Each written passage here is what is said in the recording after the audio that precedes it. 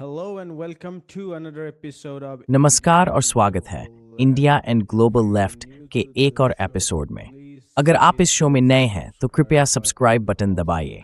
आप चाहें तो यूट्यूब मेंबर बन सकते हैं, पैट्रन बन सकते हैं या फिर डिस्क्रिप्शन बॉक्स में दिए गए लिंक से थोड़ा सा योगदान भी कर सकते हैं। तो चलिए बिना देर किए आज के हमारे मेहमान का स्वागत करते हैं, professor Richard Wolff. Professor Wolff एक अमेरिकी अर्थशास्त्री हैं और पूंजीवाद के आलोचक भी हैं। Professor Wolff, India and Global Left में आपका फिर से स्वागत है। Professor Wolf, welcome back to India and Global Left. यहाँ आकर बहुत खुशी हुई और मैं जो आमंत्रित work स्टोरनवर्ड। I just asked you right before अभी थोड़ी this, देर पहले मैंने आपसे पूछा था कि आप कैसे हैं और आपने कहा था कि आपने कभी लोगों और मान लीजिए अमेरिका के सत्ताधारी वर्ग के बीच इतना बड़ा फासला नहीं देखा। जरा हमारे दर्शकों को बताइए इसका मतलब आप क्या कहना चाहते हैं। more about what that means. Okay, I think what we have here in the United ठीक है, States now मेरा मानना है कि इस वक्त अमेरिका में जो स्थिति है वो ये है कि सरकार को अब सिर्फ लगभग 1/4 या शायद 20% आबादी का ही समर्थन बचा है। और इसका मतलब क्या है मैं बताता हूँ। जब से डोनाल्ड ट्रंप ने अपना दूसरा कार्यकाल शुरू किया है, यानी जनवरी 2025 से, तब से उनकी लोकप्रियता लगातार गिरती जा रही है। जनमत सर्वेक्षणों में उनके समर्थन का ग्राफ बिना किसी रुकावट के नीचे जा रहा है। बस लविस्तांक उन्हें चुनाव में लगभग 1/3 या उससे थोड़ा ज्यादा वोट मिले थे और जो उसका आहार समर्थन हो दिया है, कुछ उसी दायरे में। maybe half of that, somewhere in that range. How is that possible? Well, ये कैसे मुमकिन है? देखिए, वजहें ये हैं और ये वो लोग हैं जो अब उनका साथ छोड़ रहे हैं। उनके अपने समर्थकों में से भी एक बड़ी संख्या उनसे दूर हो गई है और इसकी वजह है ये जंग। इस मामले में ईरान के खिलाफ जंग, जिसमें अमेरिका ने इजराइल के साथ मिलकर, और मैं इस पर दोबारा आऊँगा क्योंकि ये अहम है, करीब 50 दिन पहले, जैसा कि आप सब जानते हैं, ईरान पर हमला किया था।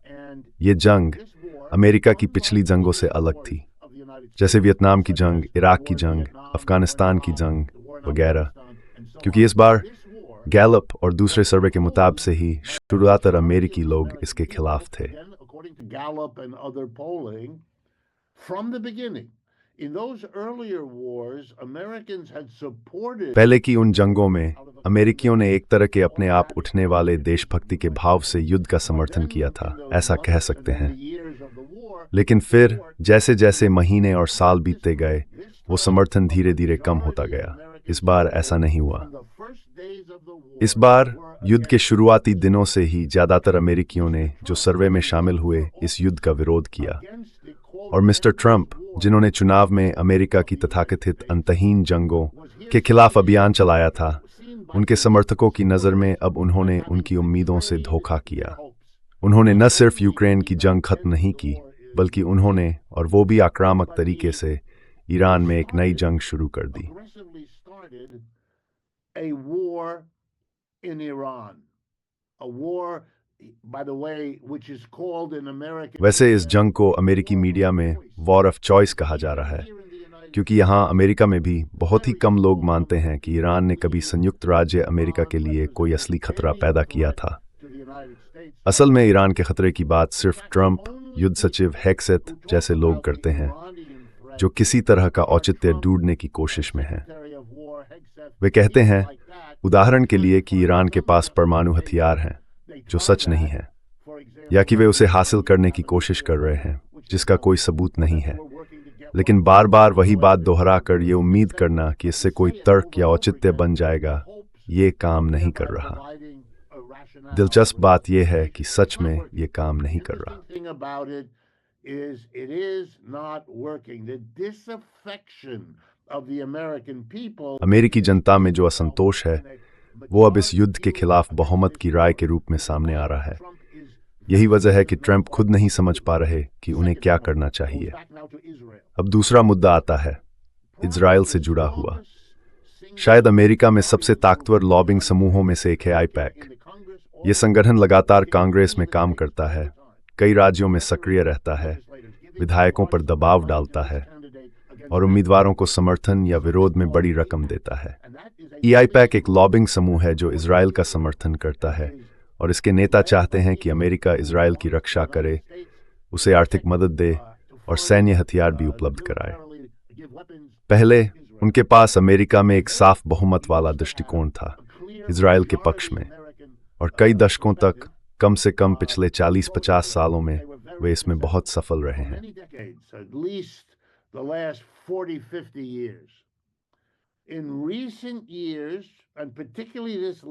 पिछले कुछ सालों में, और खास तौर पर पिछले 1.5 साल में, गाजा में इजराइल के रवैये की वजह से, और अब इसके साथ लेबनान में इजराइल की कार्रवाई और ईरान के खिलाफ अमेरिका के साथ उसकी साझेदारी के कारण पहली बार अमेरिकी जनमत में बड़ा बदलाव आया है। अब ज्यादातर लोग फिलिस्तीनियों के प्रति ज्यादा सहानुभूति रखते हैं, जबकि पहले इजराइल को ज्यादा समर्थन मिलता था। फर्क अभी भी बहुत बड़ा नहीं है, लेकिन रुझान साफ तौर पर इजराइल के समर्थन से हटकर फिलिस्तीन के प्रति बढ़ती सहानुभूति की ओर जा रहा है, और खास तौर पर इजराइल की नेतन्याहू सरकार के खिलाफ विरोध बढ़ रहा है। उदाहरण के तौर पर, मैं अभी न्यूयॉर्क सिटी में बैठा हूं, जो अमेरिका का सबसे बड़ा शहर है, और यहाँ कुछ महीने पहले ही एक नए मेयर का चुनाव हुआ है, जिनका नाम है जोहरान ममदानी। और ये दिलचस्प इसलिए है क्योंकि जोहरान ममदानी जुमला जो मेयर सल्बान है और समाजवादी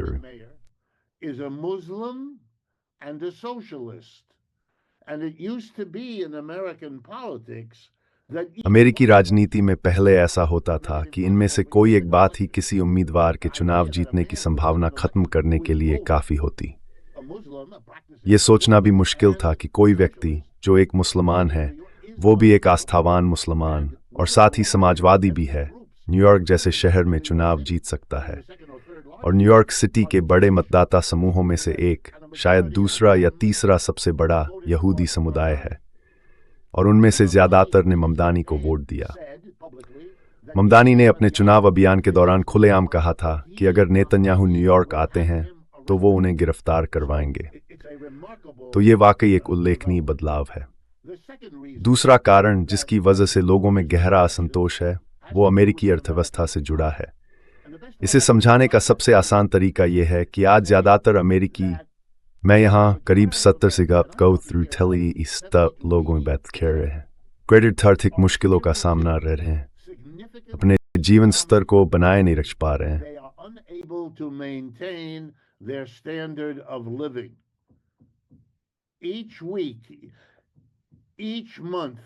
हर हफ्ते, हर महीने, या तो दुकानों में चीजें खरीदना और महंगा होता जा रहा है, या फिर आपकी नौकरी असुरक्षित होती जा रही है, या आपकी आमदनी घट रही है।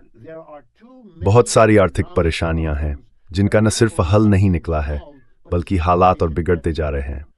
मिस्टर ट्रंप ने अपने चुनाव में वादा किया था कि वो स्थिति को सीधे तौर पर बेहतर करेंगे, लेकिन उन्होंने ऐसा नहीं किया। साथ ही मुझे ये भी कहना चाहिए कि ये भी उसी आर्थिक समस्या का हिस्सा है। अमीर और गरीब के बीच की खाई और बढ़ गई है। ऐसा इसलिए हुआ है क्योंकि 70 से 80% लोगों ने अपनी आर्थिक सुरक्षा और स्थिरता खो दी है, लेकिन अमीरों के लिए, यानी शीर्ष 10% लोगों के लिए, ये समय अच्छा रहा है।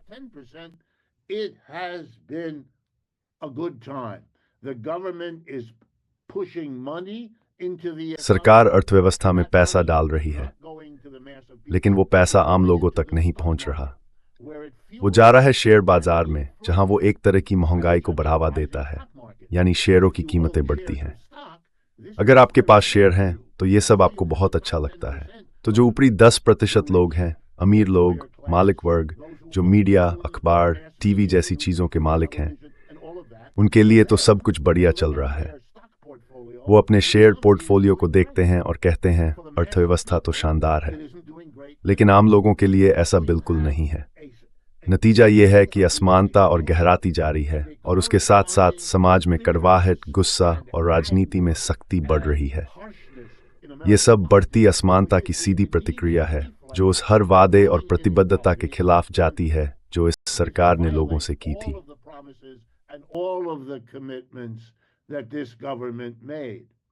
And so you have even among their supporters. तो अब आप देखिए उनके समर्थकों के बीच भी ऐसे लोग हैं जो पहले ट्रंप के बड़े समर्थक थे लेकिन अब उनके खिलाफ हो गए हैं। वे उनकी आलोचना कर रहे हैं और सार्वजनिक रूप से इस बात पर अफसोस जता रहे हैं कि उन्होंने कभी उनका समर्थन किया था। टकर कार्लसन, अगर ये नाम आपके लिए मायने रखता है, और मार्जोरी टेलर ग्रीन जो यहाँ की कांग्रेस की सदस्य हैं, उन्होंने भी इस्तीफा दिया और उस राष्ट्रपति के खिलाफ चली गईं जिनका वे कई सालों से समर्थन कर रही थीं। और इन सब के ऊपर अब भी जेफरी एप्स्टीन से जुड़ा एक बड़ा सेक्स स्कैंडल मंडरा रहा है जो खत्म नहीं होता और इस सरकार के नैतिक पतन की लगातार याद दिलाता रहता है। तो ये वाकई एक असाधारण समय है।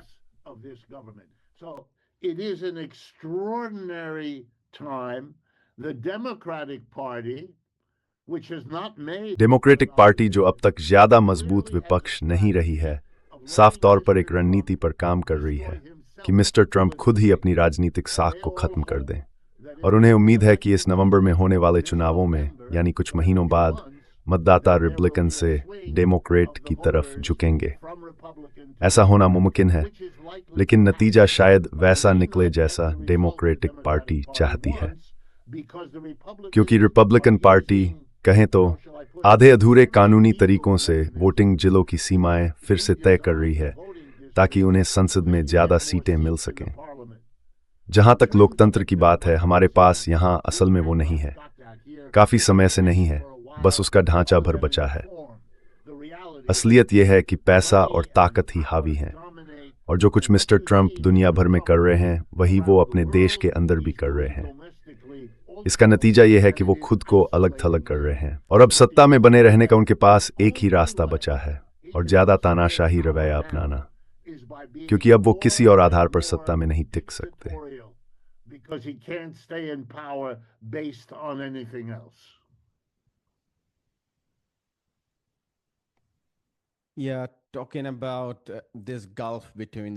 हाँ, जब हम सत्ताधारी अभिजात वर्ग और आम कामकाजी लोगों के बीच की खाई की बात करते हैं, तो मैं अभी एक छोटे से कार्यक्रम से लौटा हूँ। वहाँ ज्यादातर कार्यकर्ता थे और विषय था मजदूर दिवस। जैसा कि आप जानते हैं, आज अंतर्राष्ट्रीय मजदूर दिवस है, जो चीन और भारत के बड़े हिस्सों में कहीं ज्यादा मनाया जाता है, शायद अमेरिका की तुलना में। जबकि इसकी शुरुआत 1886 में शिकागो की हैमार्केट घटना से हुई थी, जब मजदूर 8 घंटे के कार्य दिवस की मांग को लेकर प्रदर्शन कर रहे थे। खैर, मुझे वहां थोड़ा बहुत मजदूर आंदोलन के इतिहास पर बोलने के लिए बुलाया गया था। मैंने दुनिया भर के मजदूर आंदोलनों के इतिहास पर कुछ बातें की, लेकिन मेरा असली ध्यान, या कहें कि जिस पर मैंने ज्यादा चर्चा करने की कोशिश की, वो था कामकाजी वर्ग के मुद्दों और ऊंची राजनीति के बीच की वही गहरी खाई। And the high politics. So we are in my home province of Assam, but there are. हम अभी मेरे गृह राज्य असम में हैं, लेकिन 2 दिन बाद कुछ और राज्यों में भी चुनाव परिणाम आने वाले हैं। अगर जनमत सर्वेक्षणों पर भरोसा करें, तो बीजेपी, जो भारत की दक्षिणपंथी पार्टी है, वहां बहुत अच्छा प्रदर्शन करती दिख रही है। और ये सब ऐसे समय में हो रहा है जब कामकाजी वर्ग की हालत से जुड़े हर संकेतक कुछ और ही कहानी बता रहे हैं। मैं खुद एक छोटी सी बेकरी का हिस्सा हूँ। मेरे बिजनेस पार्टनर्स ने मुझसे कहा कि कुछ लोगों की भर्ती करनी है। हमने हाल ही में एक नौकरी का विज्ञापन दिया था। वो नौकरी बहुत कम वेतन वाली थी, केंद्रीय न्यूनतम मजदूरी से बस थोड़ा ही ज्यादा। और आप जानते हैं, वो मजदूरी लगभग हर जगह पर काफी अपर्याप्त है। फिर भी उस एक छोटी सी स्थानीय बेकरी की एक ही नौकरी के लिए 350 कॉल आए।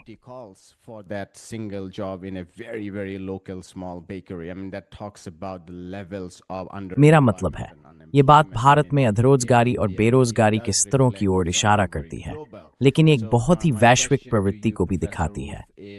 तो मेरा सवाल आपसे, प्रोफेसर वोल्फ, ये है कि जब राजनीति पर पैसे का दबदबा हो, जैसा आपने कहा, तो हम इन मुद्दों को कैसे उठाएं, जैसे बीमा, छात्रहन, संघीय न्यूनतम मजदूरी, मजदूरों की मजबूत सुरक्षा, किराया नियंत्रण, पुनर्वितरण वाले कर।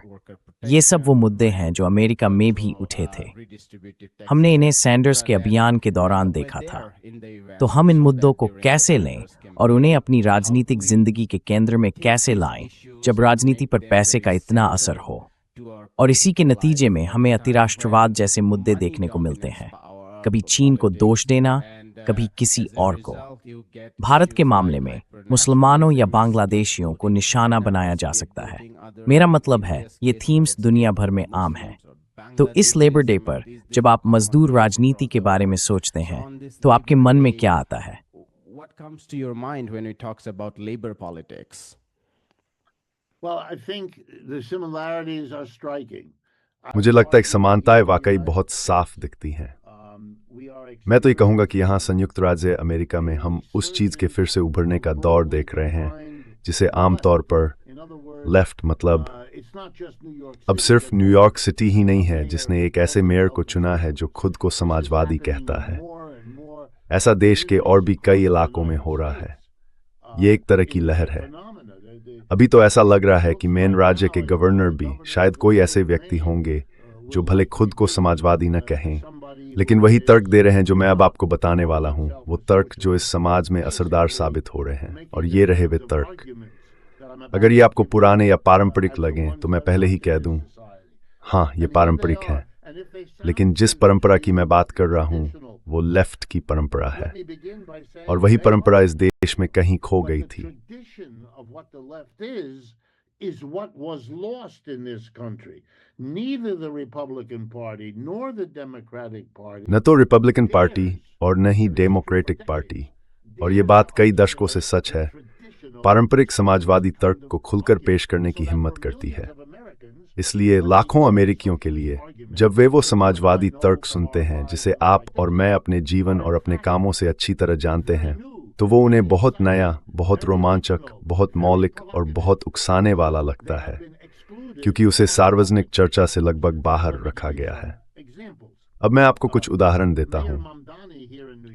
न्यूयॉर्क के मेयर मामदानी ने यह फैसला किया है कि वे छोटे बच्चों के लिए शायद 2 साल की उम्र से ही मुफ्त सार्वजनिक चाइल्ड केयर उपलब्ध कराएंगे। शुरुआत में शहर अपने सभी सरकारी कर्मचारियों के लिए सुरक्षित और उच्च गुणवत्ता वाली डे केयर सुविधा देगा, ताकि माता पिता के पास काम के दौरान अपने बच्चों को एक भरोसेमंद और सुरक्षित जगह हो।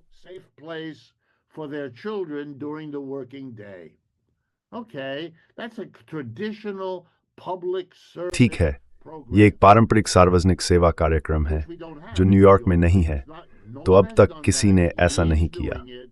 वो कर रहे हैं और ये मुफ्त होगा। तो फिर सवाल ये है कि इसका खर्चा कैसे उठेगा। उनका प्रस्ताव है कि जिन लोगों के पास एक से ज्यादा घर हैं उन पर टैक्स लगाया जाए। अगर आपके पास न्यूयॉर्क सिटी में एक अपार्टमेंट है, जैसा कि कई अमीर लोगों के पास होता है, जहां वो कभी कभी ही आते हैं, ज्यादातर समय वो खाली रहता है और भविष्य के निवेश की तरह इस्तेमाल होता है, अब उस पर टैक्स लगेगा। इस पर एक खास टैक्स लगाया जाएगा जिसे पिed de terre कहा जाता है। ये एक फ्रेंच शब्द है जिसका मतलब है शहर में एक ऐसा ठिकाना जहां आप कभी कभी जाते हैं। अमीर लोग इस पर बहुत नाराज हैं। वो धमकी दे रहे हैं कि अपार्टमेंट बेच देंगे, न्यूयॉर्क सिटी छोड़ देंगे।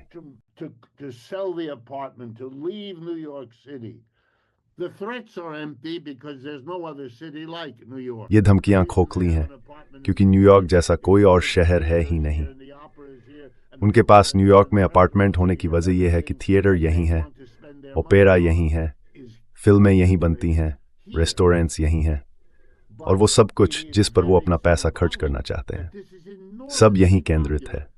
लेकिन ये बात बहुत प्रतीकात्मक है कि ये चीज़ बेहद लोकप्रिय है। डे केयर देना लोकप्रिय है, अमीरों पर टैक्स लगाकर उसका खर्च उठाना भी लोकप्रिय है। और मैं जो कह रहा हूँ वो ये है कि हमें यही करना चाहिए।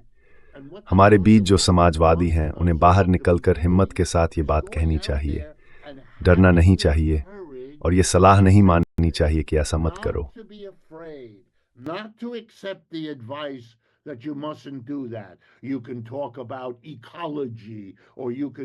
आप पर्यावरण की बात कर सकते हैं या विदेश नीति की बात कर सकते हैं, लेकिन असमानता और वर्ग विभाजन का सामना नहीं कर सकते। अभी की स्थिति में जब तक आप पारंपरिक समाजवादी तर्कों को फिर से नहीं खोजते, तब तक आप सफल नहीं होंगे, क्योंकि आप पाएंगे कि वे बहुत प्रभावशाली हैं। इसका मतलब ये नहीं है कि उनकी नकल की जाए। हाँ, आप मौजूदा हालात के हिसाब से कुछ बदलाव कर सकते हैं, ये स्वाभाविक है। लेकिन यहाँ संयुक्त राज्य अमेरिका में जो बात समझ में आ रही है वो ये है कि पुराने समाजवादी कार्यक्रमों को फिर से स्थापित करना, जिनकी यहाँ एक लंबी परंपरा रही है, यही आज सफलता की कुंजी है। हालात ऐसे हैं कि बड़ी संख्या में लोग, खासकर कामकाजी वर्ग के लोग, अब रिपब्लिकन और डेमोक्रेट दोनों से इतने दूर हो गए हैं कि वे अब नए विचारों के लिए खुले हैं।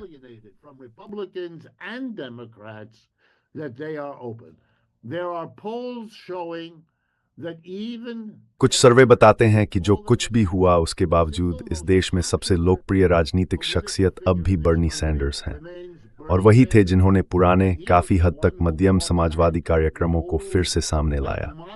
ये पहली बात है। दूसरी बात यह है कि हम अपने मजदूर आंदोलन के फिर से उभरने का दौर देख रहे हैं। 50 साल की गिरावट के बाद, जो बेहद गंभीर थी, 50 साल तक यूनियन की सदस्यता, उनकी ताकत और सक्रियता लगातार घटती रही। लेकिन अब हम देख रहे हैं कि वो रुझान पलट रहा है। हालात इतने खराब हैं और सरकार की नाकामी इतनी साफ है कि मजदूर अब यूनियन में आगे बढ़ने का रास्ता देख रहे हैं। अगर यूनियन लड़ने को तैयार हो तो मुझे लगता है आप अब अमेरिका में वो चीज़ देखना शुरू कर रहे हैं जिसकी मैंने उम्मीद नहीं की थी कि अपने जीवन में देख पाऊंगा, एक असली वामपंथ की वापसी।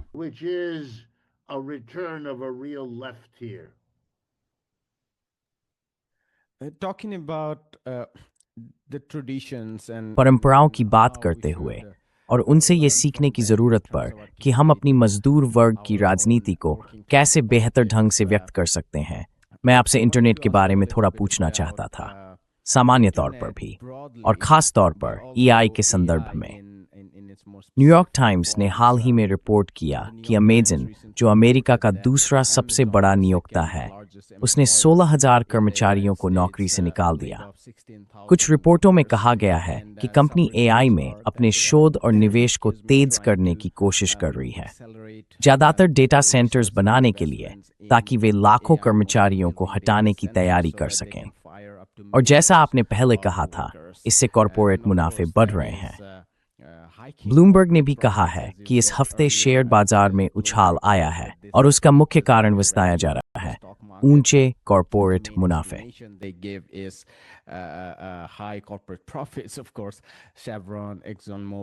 बिल्कुल, इस समय जब युद्ध चल रहा है तो शेवरॉन, एक्सॉन मोबिल और ऐसी दूसरी कंपनियां हमेशा की तरह चर्चा में हैं, क्योंकि उनके कॉरपोरेट मुनाफे इस महीने या 1.5 महीने में काफी बढ़े हैं।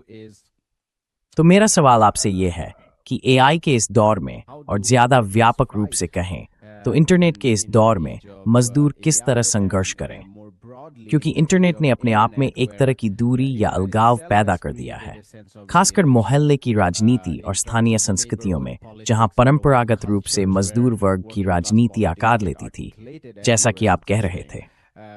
अब बहुत से लोग, सब नहीं लेकिन कई, उन पारंपरिक जगहों से दूर हो गए हैं और इंटरनेट और सोशल मीडिया की दुनिया में खिंच गए हैं। मैं ये नहीं कह रहा कि सोशल मीडिया या इंटरनेट में सब कुछ बुरा है, लेकिन मैं इसे एक वास्तविकता के तौर पर देख रहा हूँ जिसका हमें सामना करना पड़ रहा है। तो मेरा सवाल यह है कि इस स्थिति में वो जो पारंपरिक वामपंथी राजनीति का पुनरुत्थान या नवीनीकरण आपने पहले जिक्र किया था, उसके साथ ये सब कैसे जुड़ता है?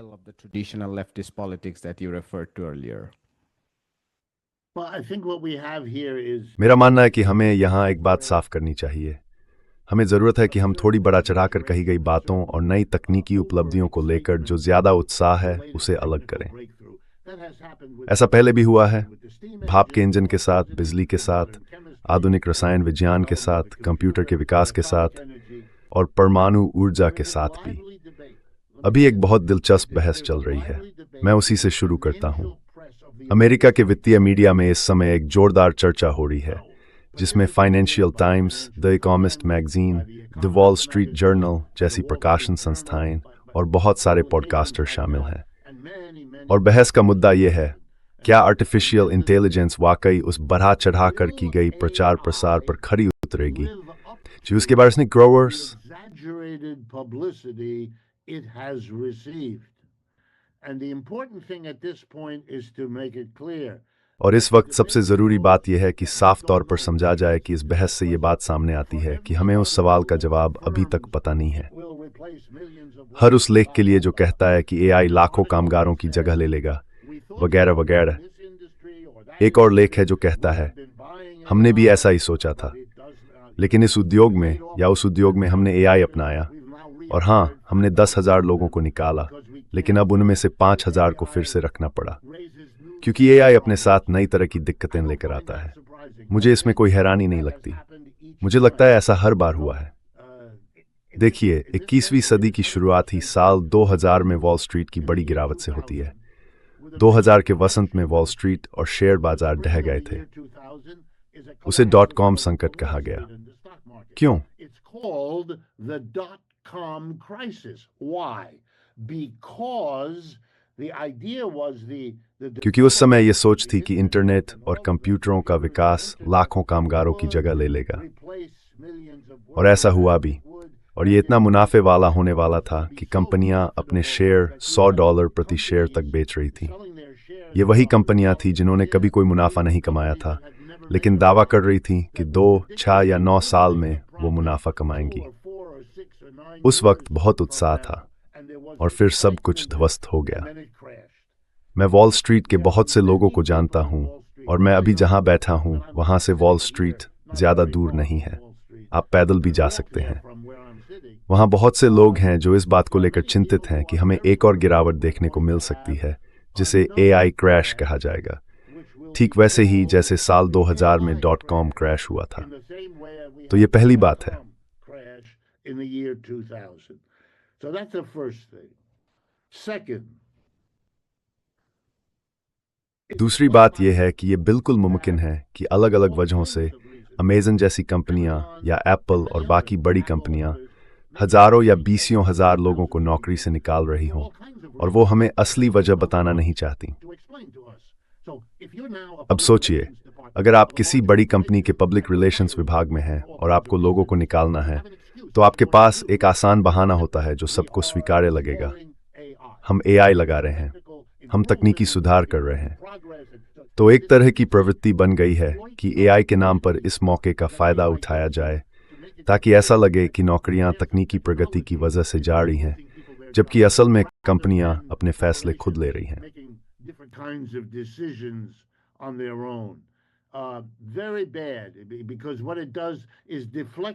बहुत बुरा है, क्योंकि इससे क्या होता है कि कामगार वर्ग अपने काम से जुड़ाव से ध्यान हटा लेता है और इसके बजाय ये सोचने लगता है कि वो किसी ऐसी तकनीक का खिलौना है जो कुछ हद तक प्रकृति जैसी है। समझ रहे हैं ना? तो ये एक बहुत अहम वैचारिक बात है। अब तीसरा बिंदु, मान लीजिए कि ये बात आंशिक रूप से या पूरी तरह सच है कि एआई कामगारों की जगह ले लेगा।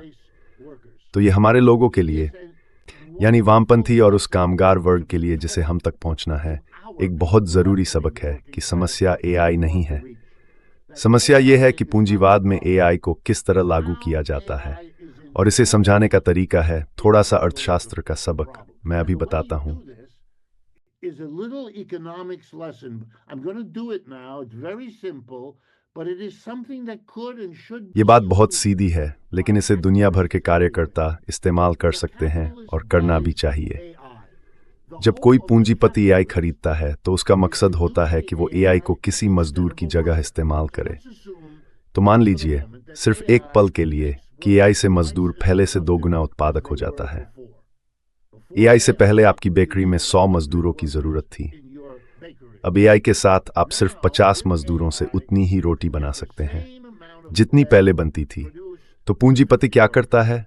वो अपने 50 मजदूरों को निकाल देता है।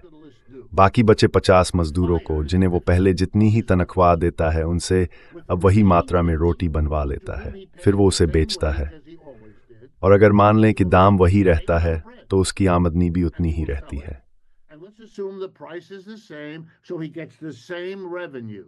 Same revenue, same amount of bread produced. उतनी ही आमदनी, उतनी ही रोटी का उत्पादन, लेकिन आधे मजदूर।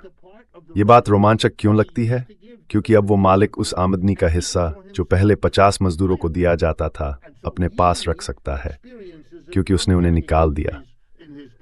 नतीजा ये कि उसके मुनाफे में जबरदस्त बढ़ोतरी होती है। वो ये नई तकनीक अपने फायदे के लिए लगाता है, उसे तो अतिरिक्त मुनाफा मिल जाता है, लेकिन 50 मजदूर अपनी नौकरियां खो देते हैं।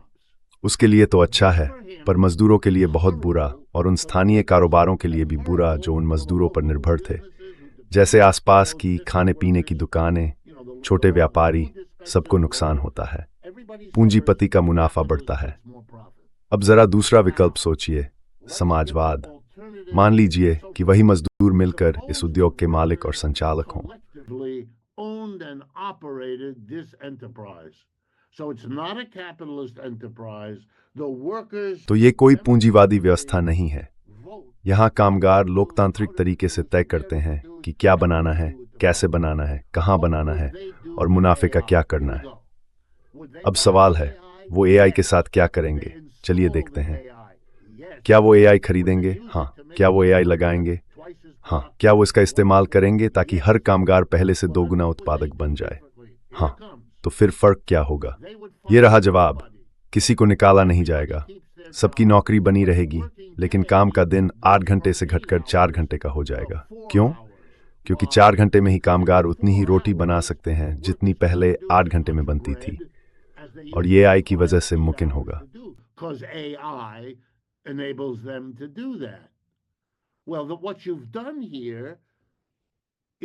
देखिए, आपने यहाँ जो दिखाया है वो ये है कि समाजवाद एआई का इस्तेमाल करके बहुसंख्यक लोगों की जिंदगी बदल सकता है, यानी कामगारों की उन 50 लोगों की जिंदगी जिनका जीवन पूरी तरह बदल जाएगा, क्योंकि हर दिन 4 घंटे बचेंगे। वो चाहे तो दूसरा काम कर सकते हैं, अपने परिवार के साथ वक्त बिता सकते हैं, अपने घर को बेहतर बना सकते हैं, या राजनीतिक रूप से सक्रिय स्वाइन उनकी जीफ बर्ड ईजी फोर्डने सेंट सोर्जी सेफ फॉर सिर्फ पूंजीपतियों के मुनाफे के लिए नहीं। यही सबसे ताकतवर सबक है जो आप दे सकते हैं, और इसे हर कामगार को समझाया जा सकता है। इससे वो कामगार सीख सकता है कि पूंजीवाद के मुकाबले समाजवादी विकल्प के व्यावहारिक और तुरंत मिलने वाले फायदे क्या हैं। यही हमारा काम है, और एआई की क्रांति हमें ये करने का मौका देती है। मैं इसे इसी तरह आलोचना के रूप में रखूंगा। मैं उस बुलबुले की बात करूंगा और उन बेहिसाब मुनाफों की जो यहाँ नौकरियों की कीमत पर कमाए जा रहे हैं।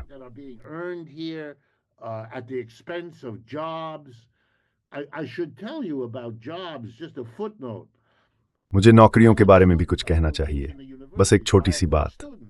मेरे पास छात्र हैं, मैं आज भी विश्वविद्यालय में पढ़ाता हूँ, तो मेरे छात्र हैं, और अब मेरे छात्र वैसे काम नहीं पा रहे हैं जैसे मुझे अपनी जवानी में मिल जाते थे। मेरे छात्र अब उबर चलाने की बात कर रहे हैं, यानी अपनी रोजी रोटी टैक्सी चलाकर कमाने की।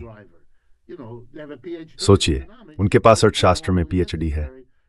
आमतौर पर उन्हें ऐसा करने की जरूरत नहीं होनी चाहिए थी, लेकिन उन्हें नौकरियां नहीं मिल रही। पिछले कुछ सालों में अमेरिका में सैकड़ों कॉलेज और विश्वविद्यालय बंद कर दिए हैं, और सच्चाई यह है कि नौकरियां हैं ही नहीं। इसलिए यह समझना बहुत ज़रूरी है कि आर्टिफिशियल इंटेलिजेंस से समाजवादी सबक निकालना ही वो दिशा है जिसकी हमें ज़रूरत है। हमें पूंजीवाद की हकीकतों को समझकर उन्हें एक बेहतर तर्क के रूप में इस्तेमाल करना होगा।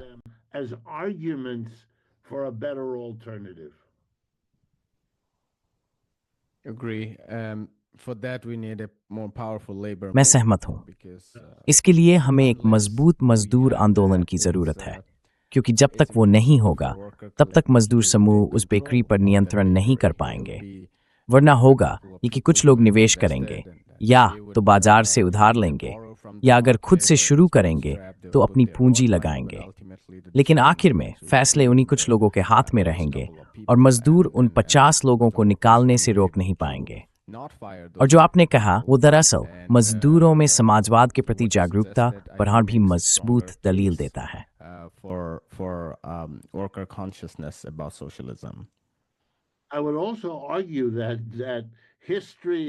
मैं ये भी कहूँगा कि इतिहास खुद इस मुद्दे को आगे बढ़ाने वाला है। और मैं बताता हूं कि मेरा मतलब क्या है। अगर आज का कामकाजी वर्ग पूंजीवाद की असमान व्यवस्था से, जहां पूंजीपतियों और निवेशकों को ज्यादा इनाम मिलता है और आम लोगों को नहीं, और ज्यादा नाराज होता जा रहा है, तो सबसे पहले वो मजदूर यूनियनों की तरफ रुख करेगा, क्योंकि इतिहास ने हमें यही रास्ता दिया है, मजदूर आंदोलन, मजदूर यूनियनें। लेकिन अगर यूनियनें आगे बढ़कर नेतृत्व करने में असमर्थ या अनिच्छुक रहीं, तो कामकाजी वर्ग दूसरे रास्ते तलाशेगा, और उन रास्तों में से एक होगा वर्कर कोऑपरेटिव्स, यानी श्रमिक सहकारी संस्थाएं। दूसरे शब्दों में नारा ये होगा, अगर यूनियनें वो नहीं कर सकती या नहीं करना चाहती जो मजदूरों को चाहिए, तो फिर वो यूनियन अब वो संस्था नहीं रही जिसे मजदूरों को समर्थन देना चाहिए।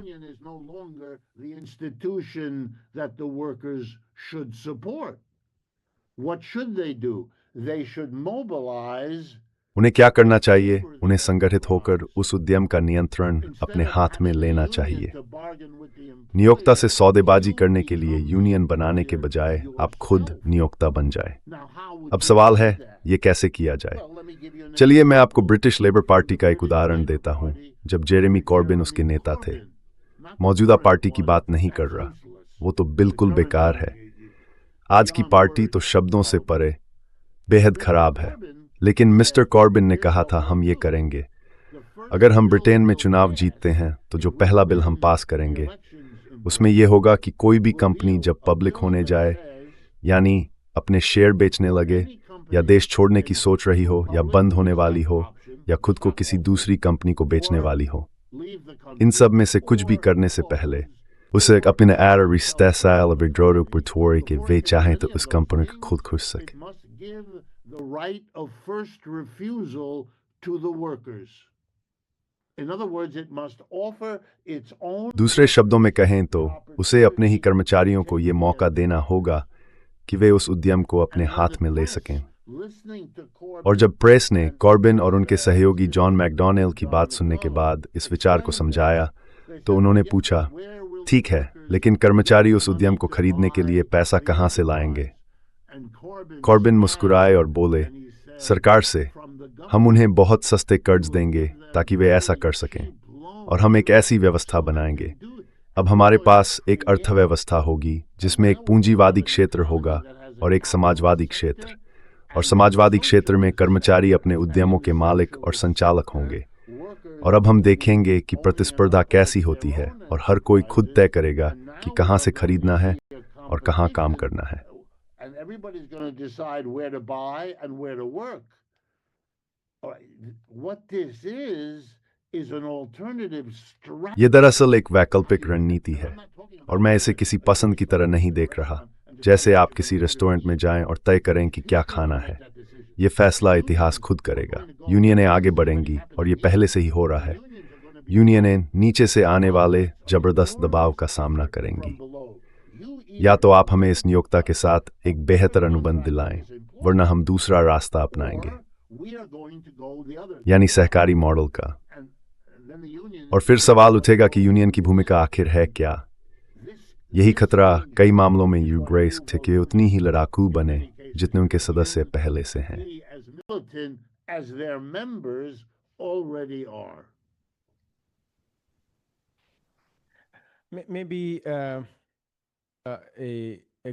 शायद इस बातचीत को खत्म करने का अच्छा तरीका ये होगा कि हम जरा व्यापक आर्थिक व्यवस्था पर बात करें और उसे उस नजरिए से देखें जिसके बारे में हम अब तक चर्चा कर रहे हैं, यानी मजदूरों के अधिकार और उनकी आज़ादी के संदर्भ में। मेरा आपसे सवाल यह है कि अगर आप कल्पना करें तो आने वाले समय में आप किस तरह की आर्थिक व्यवस्था देखते हैं? मैं ये इसलिए पूछ रहा हूँ क्योंकि आजकल वामपंथी हलकों में जो चर्चाएं चल रही हैं उनमें अमेरिकी साम्राज्यवाद या कहें अमेरिकी प्रभुत्व के पतन की बात हो रही है, अमेरिकी नेतृत्व वाले पूंजीवाद के कमजोर पड़ने की बात हो रही है, साथ ही ब्रिक्स देशों के उभार और एक नए विश्व व्यवस्था, चाहे वो राजनीतिक हो या आर्थिक, के बनने की चर्चा है। फॉसिल फ्यूल आधारित पूंजीवाद के भीतर भी एक गहरी संकट की स्थिति है। युद्ध और नाकेबंदी के कारण पूरी दुनिया में नवीकरणीय ऊर्जा की खोज तेज हो गई है ताकि इन अस्थिर हालातों से निकलने का कोई रास्ता मिल सके। और ये सब चलता ही जा रहा है। वित्तीय पूंजीवाद के भीतर भी जबरदस्त संकट है जो खत्म होने का नाम ही नहीं ले रहा। within finance capitalism and it never ends. So from the perspective of what you just said, तो आपने जो अभी कहा उस नजरिए से अगर देखें तो आपके दिमाग में व्यापक राजनीतिक अर्थव्यवस्था की कैसी तस्वीर उभरती है? मैं ये इसलिए पूछ रहा हूँ क्योंकि अगर हम 100 साल पीछे जाएं तो दुनिया भर की कम्युनिस्ट पार्टियों ने एक स्पष्ट दृष्टि रखी थी। मैं ये नहीं कह रहा कि वो हर जगह एक जैसी थी, लेकिन 5 या 6 बड़े मुद्दे साफ तौर पर दिखते थे।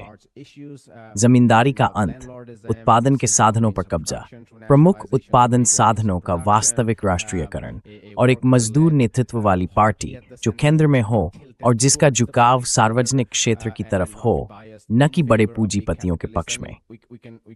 मतलब हम 100 साल पहले की उस दृष्टि को साफ साफ रेखांकित कर सकते हैं।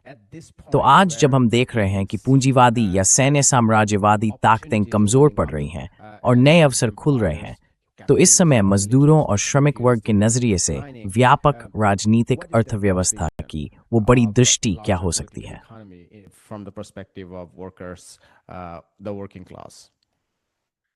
Well, the way I would answer it is I would. देखिए, इस के जवाब दूं तो मैं किसी हद तक समाजवाद की दार्शनिकों की तरफ लौटूंगा।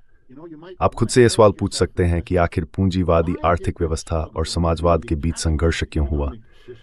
पूंजीवाद तो बस वस्तुओं और सेवाओं के उत्पादन और वितरण को संगठित करने का एक तरीका है। पूंजीवाद सामंतवाद से अलग है। सामंतवाद मींदार और किसान एक काम करते थे, गुलामी की व्यवस्था में मालिक और गुलाम करते थे। और प्राचीन गांवों की अर्थव्यवस्था में अलग अलग तरह की ग्राम सभाएं ये सब संगठित करती थीं। तो फिर अगर ये बस एक आर्थिक व्यवस्था है तो इसे भविष्य के लिए समाजवाद नाम क्यों दिया गया? क्योंकि ये शब्द अपने आप में बहुत अस्पष्ट है। और सच तो यह है कि समाजवाद को अक्सर व्यक्तिवाद के विपरीत रखा जाता है। Socialism is contrasted with individualism.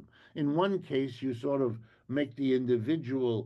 एक तरफ आप व्यक्ति को केंद्र में रखते हैं और समाज को कुछ ऐसा मानते हैं जो व्यक्ति बनाते या रचते हैं। इसके उलट समाजवाद में जोर इस बात पर होता है कि समाज ही व्यक्तियों को गढ़ता है, उन्हें आकार देता है, जिनका जन्म उसी समाज में होता है। मेरा मानना है कि समाजवाद की शुरुआत में एक ऐसी समझ थी जो आज पहले से कहीं ज्यादा प्रासंगिक है, और वो ये कि अगर आप एक ऐसी आर्थिक व्यवस्था की बात कर रहे हैं जो किसी समुदाय या समाज की सेवा करे, तो वो एक सामाजिक निर्माण होना चाहिए।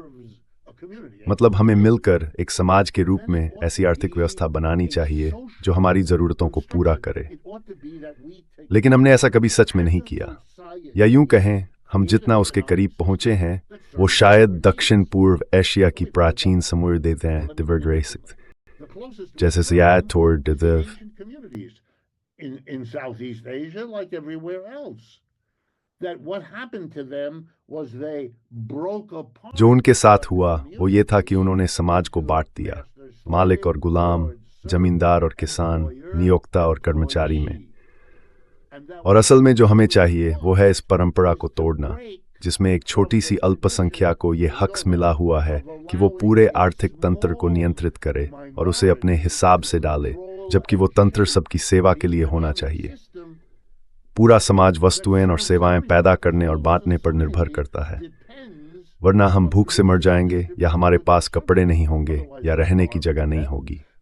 लेकिन फिर भी हम क्यों एक छोटे से समूह को ये अधिकार देते हैं कि वो उस व्यवस्था पर राज करे जिस पर हम सब निर्भर हैं, चाहे वो मालिकों का छोटा समूह हो जो गुलामी जैसी व्यवस्था चलाए, या जमींदारों का छोटा समूह जो सामंती व्यवस्था पर राज करे, या अब आज के दौर में नियोक्ताओं का छोटा समूह जो पूंजीवादी व्यवस्था पर राज करे जिस पर हम सब निर्भर हैं। मैं लोगों को बार बार याद दिलाता हूं, अमेरिका की जनगणना बताती है कि पूरे देश में 33 करोड़ लोगों में से सिर्फ 3% लोग नियोक्ता हैं, बाकी 97% नहीं हैं। 330 million Americans, 3% are employers. The other 97% are not. And yet the employers make the decision. फिर भी फैसले तो नियोक्ता ही लेते हैं, क्या बनाया जाएगा, कैसे बनाया जाएगा, कहाँ बनाया जाएगा, और जो बनाया गया है वो कैसे बांटा जाएगा। समाजवाद की बुनियाद यही है कि समाज की आर्थिक व्यवस्था सामाजिक रूप से तय होनी चाहिए, सामाजिक रूप से बनाई जानी चाहिए। हर व्यक्ति को ये अधिकार और ताकत होनी चाहिए कि वो इन फैसलों में हिस्सा ले सके। क्या बनाना है, कैसे बनाना है, कहाँ बनाना है और जो बनाया गया है उसे कैसे बांटना है। पूंजीवाद ऐसा नहीं कर सकता।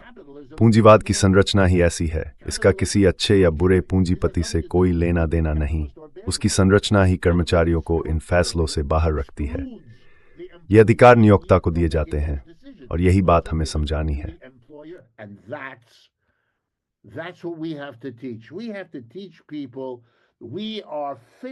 हमें लोगों को ये समझाना होगा कि हम एक ऐतिहासिक प्रक्रिया को पूरा कर रहे हैं। देखिए, आप सोच सकते हैं कि मार्क्सवादियों ने उस आर्थिक व्यवस्था को जो गुलामी से पहले थी, मार्क्स के शब्दों में आदिम साम्यवाद क्यों कहा? क्योंकि बहुत पुराने समय में कई गांवों की अर्थव्यवस्था में एक तरह की सामाजिक विधि सामवा, एक ऐसा समाज जो कुछ फैसले मिलकर लेता था। और इंसान के उस प्राचीन अनुभव में कुछ ऐसा है जिसे आज की आधुनिक परिस्थितियों में फिर से समझा जा सकता है कि पूंजीवाद में क्या गलत है, उसमें क्या कमी है, और यही बात समाजवाद शब्द के मूल में छिपी है।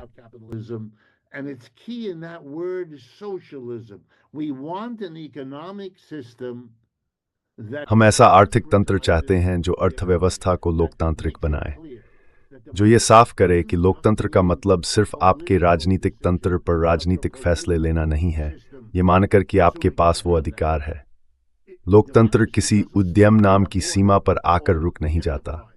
लोकतंत्र को उद्यम के भीतर भी होना चाहिए और उसके आसपास भी, वरना असली लोकतंत्र होता ही नहीं। और यही वजह है कि आज जो लोकतंत्र हमारे पास हैं वो इतने औपचारिक और अवास्तविक लगते हैं, क्योंकि वे आर्थिक तंत्र में जड़े हुए नहीं हैं। मेरा मानना है कि ये एक बहुत ताकतवर संदेश है, और अगर हम में ये बात साफ तौर पर कहने का साहस हो तो कामकाजी वर्ग के लोग इस पर जरूर प्रतिक्रिया देंगे।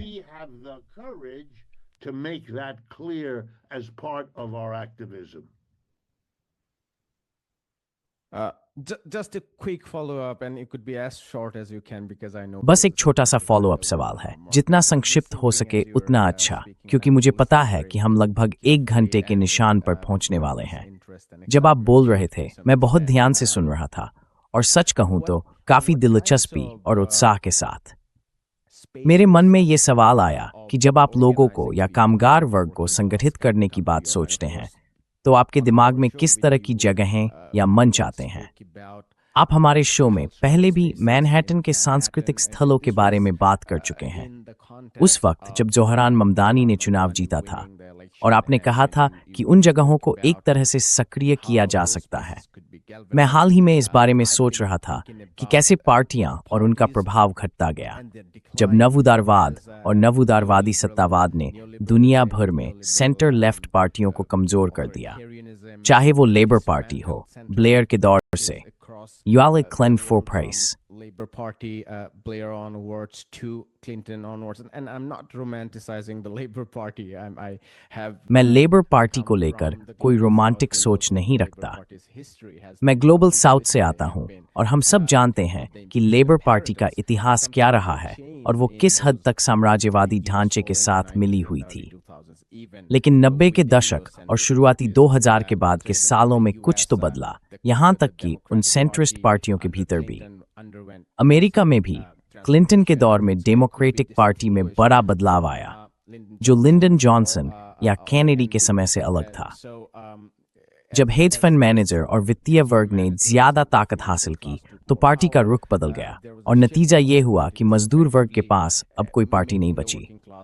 और फिर इंटरनेट के उभार ने मेरी नज़र में युवाओं को बहुत हद तक बिखेर दिया है।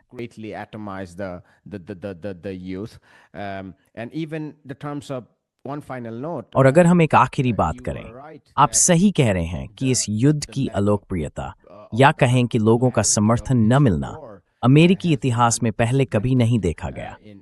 खास तौर पर जब आप ये देखते हैं कि शुरू से ही ये युद्ध अलोकप्रिय रहा है। यही बात इसे इराक युद्ध या वियतनाम युद्ध से अलग बनाती है। वियतनाम के मामले में तो बड़े पैमाने पर विरोध प्रदर्शन शुरू होने में सालों बल्कि दशकों लग गए थे, लेकिन इस बार हमने उतने ज्यादा सड़कों पर प्रदर्शन नहीं देखे। मेरा मतलब है, अगर आप 2003 से तुलना करें तो इस बार असंतोष का बड़ा हिस्सा इंटरनेट और सोशल मीडिया के जरिए सामने आया है। तो जब वामपंथी ताकतें इन लोगों को उन मुद्दों पर संगठित करने की कोशिश करती हैं जिनका आपने जिक्र किया, तो आपके मन में कौन सी जगहें आती हैं जो लोगों को संगठित करने के लिए संभावित केंद्र बन सकती हैं?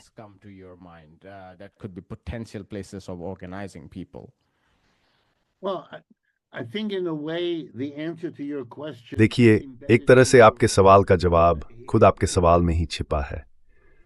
मेरा मतलब ये है, मैं एक मार्क्सवादी हूँ, लेकिन मैंने मार्क्स के गुरु हेगेल से भी बहुत कुछ सीखा है। मैं हर चीज़ को उसके भीतर मौजूद विरोधाभासों के नज़रिए से देखता हूँ। यही हेगेल की सीख है, और दुनिया को समझने का तरीका भी। मेरे लिए इंटरनेट की सबसे बड़ी बात यह है कि इसने राजनीतिक चर्चा, जानकारी और शिक्षा के उस स्तर और तीव्रता को संभव बना दिया है जो पहले कभी नहीं थी या बहुत धीमी थी। मसलन ये बातचीत ही लीजिए, मैं न्यूयॉर्क सिटी में हूँ और आप दक्षिण एशिया में। ये अपने आप में कमाल की बात है कि हम इस तरह बात कर पा रहे हैं जैसे पहले भी कई बार कर चुके हैं, और जैसा मैं उम्मीद करता हूँ कि आगे भी करते रहेंगे। हम विचारों का आदान प्रदान कर रहे हैं, एक दूसरे से सीख रहे हैं। हम इससे कहीं ज्यादा कर सकते हैं और हमें जरूर करना चाहिए।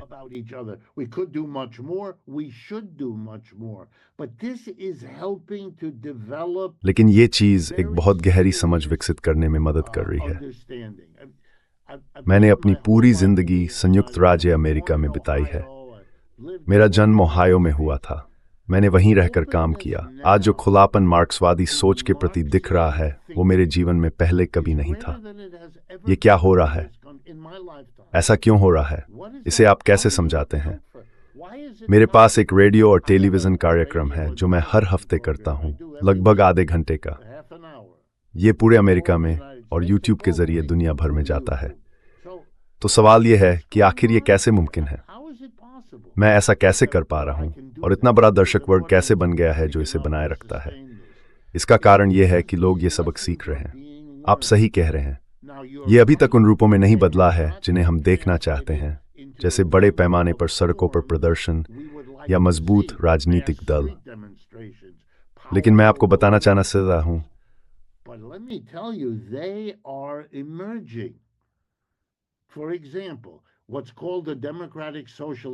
मसलन जिसे डेमोक्रेटिक सोशलिस्ट्स ऑफ अमेरिका कहा जाता है, वो बहुत ही मध्यम किस्म का समाजवाद है। उसके सदस्य उसी दिशा का हिस्सा हैं, ठीक है? अब उसके पूरे अमेरिका में करीब 1 लाख सदस्य हैं। ये पिछले 50 सालों में किसी भी समाजवादी संगठन से ज्यादा मजबूत है, और ये पिछले 5-10 सालों की उपज है। बस इतना ही। ये अभी शुरू ही हुआ है, बढ़ रहा है, और नए मजदूर आंदोलन उभर रहे हैं। ठंडे युद्ध के दौर के मजदूर नेताओं की पीढ़ी अब जा रही है, और एक नई पीढ़ी आ रही है जो पहले की तुलना में वामपंथ के लिए कहीं ज्यादा खुली है। पिछली पीढ़ी के नेता ठंडे युद्ध में उलझे हुए थे और वामपंथ से दूरी बनाए रखते थे, क्योंकि उन्हें डर था कि सरकार उन पर टूट पड़ेगी। अब ये सब बदल रहा है, और मुझे लगता है हम सबको ये बदलाव देखकर हैरानी होगी।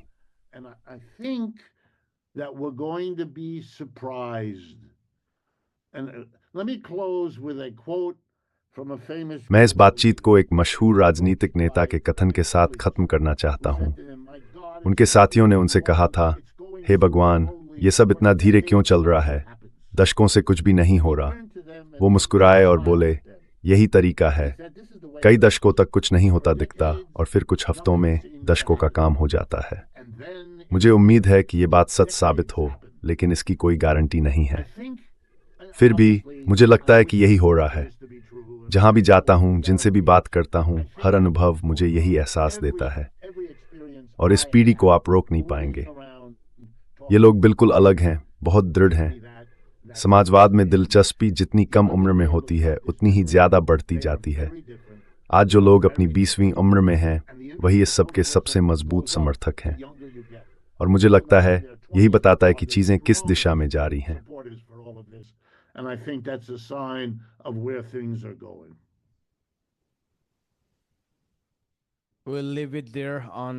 यहीं पर बात खत्म करते हैं, और मुझे लगता है कि ये खत्म करने के लिए एक बेहतरीन बिंदु है। मई दिवस मजदूर दिवस, रूसी क्रांति की भावना के साथ। हाँ, और बहुत बहुत धन्यवाद प्रोफेसर, हमारे साथ जुड़ने और इतनी गहरी और शानदार चर्चा के लिए। आपका दिन बहुत अच्छा गुजरे। You too. This stab is a time we're in break die toward Diver Tom store can you do this later. Solidarity. Hi, my name is Ayushman. नमस्ते, मेरा नाम आयुष्मान है। मैं और ज्योतिष्मान हमने मिलकर ये प्लेटफॉर्म शुरू किया है। पिछले 2 सालों में हमने कोशिश की है कि वामपंथी और प्रगतिशील विचारधारा के लिए अच्छा कंटेंट तैयार करें। अब तक हमने अर्थशास्त्रियों, इतिहासकारों, राजनीतिक विश्लेषकों और कार्यकर्ताओं से बातचीत की है।